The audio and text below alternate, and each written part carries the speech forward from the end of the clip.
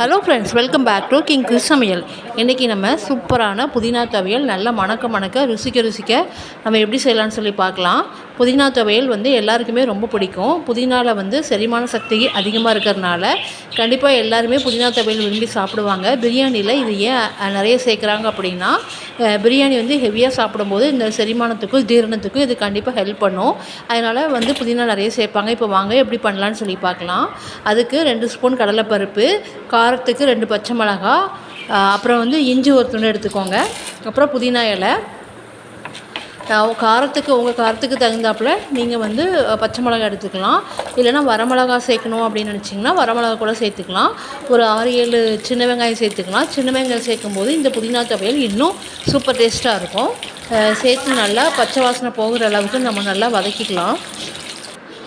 புதினா துவையல் நம்ம இந்த மாதிரி பண்ணும்போது ரசம் சாப்பாடு, ஒயிட் ரைஸ், தயிர் சாதம் எல்லாத்துக்குமே ரொம்ப அட்டகாசமாக காம்பினேஷனாக இருக்கும். இந்த மாதிரி நம்ம பண்ணி சாப்பிடும்போது நமக்கு ஒரு ரெஃப்ரெஷிங்காக இருக்கும்.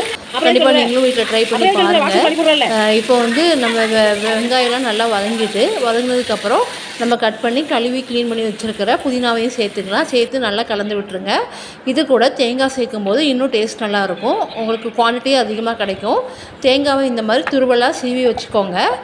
இது கூட ஒரு சின்ன நெல்லிக்காய் சைஸ் அளவு புளி சேர்க்கும்போது சீக்கிரம் துவையல் கெட்டு போகாது அண்ட் டேஸ்ட்டும் நல்லாயிருக்கும். இப்போ இது கூட தேங்காவையும் புளியும் நம்ம சேர்த்துக்கலாம். சேர்த்து இது நல்லா கலந்து விட்டுறலாம். நம்ம தேங்காய் சேர்க்கும்போது நமக்கு புதினா துவையலோட குவான்டிட்டி அதிகமாக இருக்கும். நமக்கு குவாலிட்டி நல்லாயிருக்கும், டெக்ஸ்டரும் ரொம்ப நல்லாயிருக்கும்.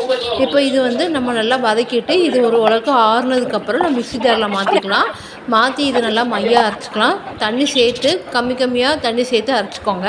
இப்போது இந்த துவையலுக்கு தேவையான உப்பையும் சேர்த்துக்கலாம். உப்பையும் சேர்த்து நல்லா பாருங்கள், இப்போ மையாக அரைச்சிட்டு வந்துட்டோம். இப்போ இந்த புதினா துவையல் அப்படியே கூட சாப்பிட்லாம். இல்லை அப்படின்னா தாளிப்பு நீங்கள் சேர்க்கணும் அப்படின்னீங்கன்னா சேர்த்துக்கலாம். தாளிப்பு சேர்க்கும்போது ரொம்ப நல்லாயிருக்கும். இப்போ துவையலை நம்ம வேறு ஒரு பாத்திரத்தில் மாற்றிக்கலாம். இப்போ தாளிப்பு செய்கிறதுக்காக ஒரு ஸ்பூன் ஆயில் சேர்த்துக்கோங்க. கடுகு, உளுந்த பருப்பு, கருவேப்பிலை இதெல்லாம் சேர்த்து நல்லா கலந்து விட்டுக்கோங்க. இது நல்லா பொன்னிறமாக வதங்கினதுக்கப்புறம் இந்த துவையலில் நம்ம இதை ஆட் பண்ணிக்கலாம். அவ்வளோதான், சூப்பரான புதினா துவையல் நமக்கு தயாராகிட்டு. கண்டிப்பாக நீங்களும் வீட்டில் புதினா துவையல் வாரத்துக்கு ஒரு டைமாவது எடுத்துக்கோங்க. புதினாவில் நிறைய பெனிஃபிட் இருக்குது. வெயிட் லாஸ்க்கு ரொம்ப ஹெல்ப் பண்ணும். கண்டிப்பாக நீங்களும் ட்ரை பண்ணி பாருங்கள்.